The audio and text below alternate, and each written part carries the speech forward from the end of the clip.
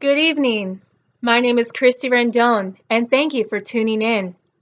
Today, I'll be discussing a terrorist group known as ISIS, located in the Middle East region, where many people are fighting for their lives.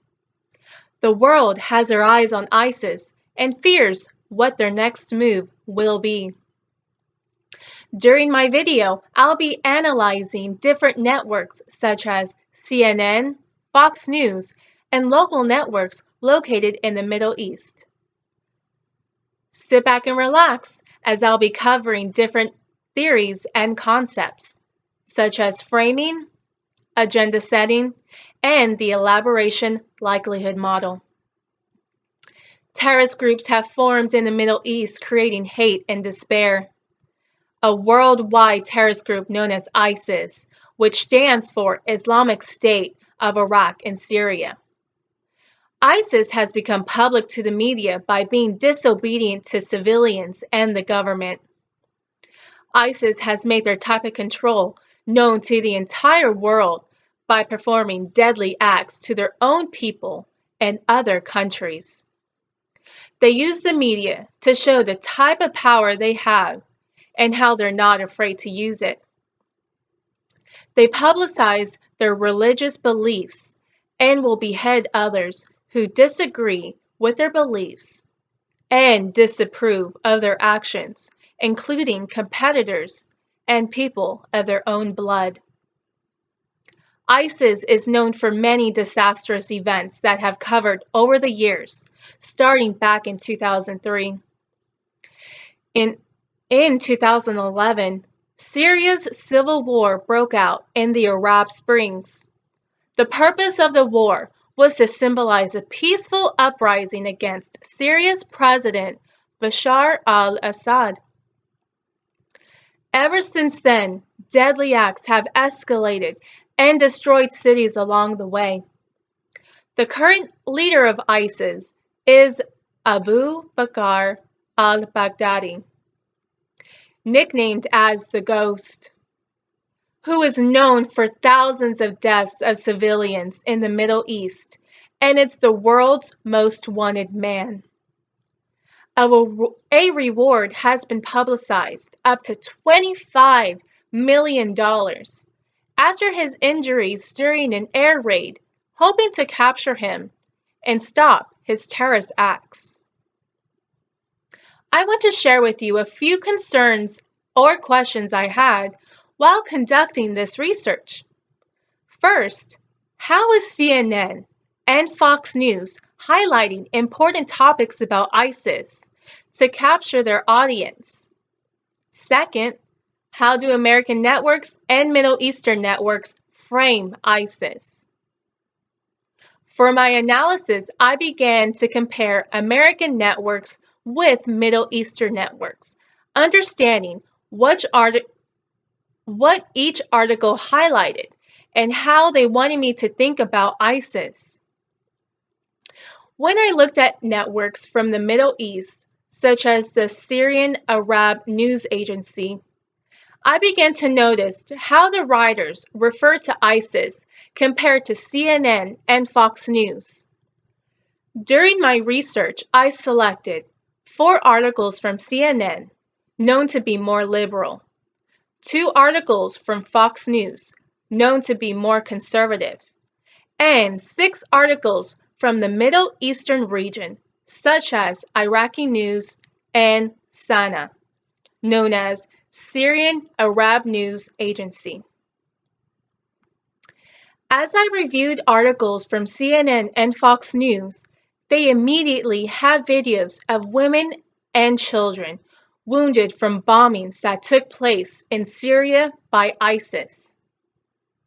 American networks emphasize that ISIS is a terrorist group looking to hunt and kill.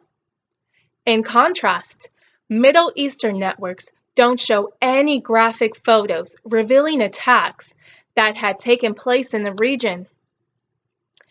Instead, they show images of missiles flying over Syria sent from Russia and the United States, and the Syrian Arab News Agency states civilians attacked, or U.S. causes massacre.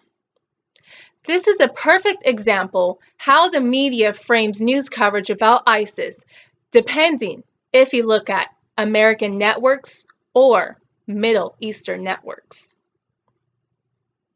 The elaboration likelihood model takes place in American networks by setting an agenda setting. CNN tells stories and shows videos of women and children being captured by ISIS and killed. They show corrosion and manipulation from ISIS to join the organization. By CNN telling these types of compelling stories, draws a graphic picture in their audience's mind, showing how ISIS is demonic. CNN takes place by carefully planning a strategy to show how the Middle East is the most dangerous place to be. CNN viewers believe this idea to be true and has a negative attitude towards the Middle Eastern region and the people, naming them as terrorists.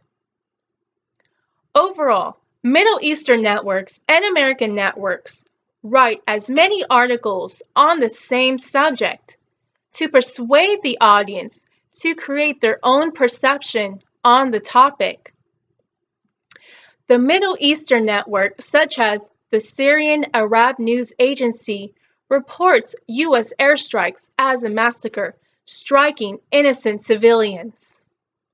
They claim the U.S. should be targeting terrorists and not the government, who's been fighting against international terrorism. While Fox News and CNN portray this as a punishment for suspected use of sarin gas and chlorine chemical attacks. CNN and Fox News don't show any empathy for the death of 70 civilians, while Middle Eastern networks emphasize how innocent people were killed by the U.S. airstrikes. This type of controversy shows the power of framing and how the U.S. shows ISIS as the bad guys, and the U.S. is protecting Syria from them, even though the U.S. airstrikes killed innocent civilians. Networks organize stories by highlighting the importance of stories, emphasizing the pain and suffering nations go through by ISIS attacks. ISIS has become the world's most leading terrorist organization, causing people suffering from their violent acts. Behind framing and agenda setting, American networks. From American networks. Do we really get the full story of those who are majorly suffering? We are told only what the media wants us to hear. Thank you for tuning in on today's Hot Topic. This is Christy Rendon, and good night.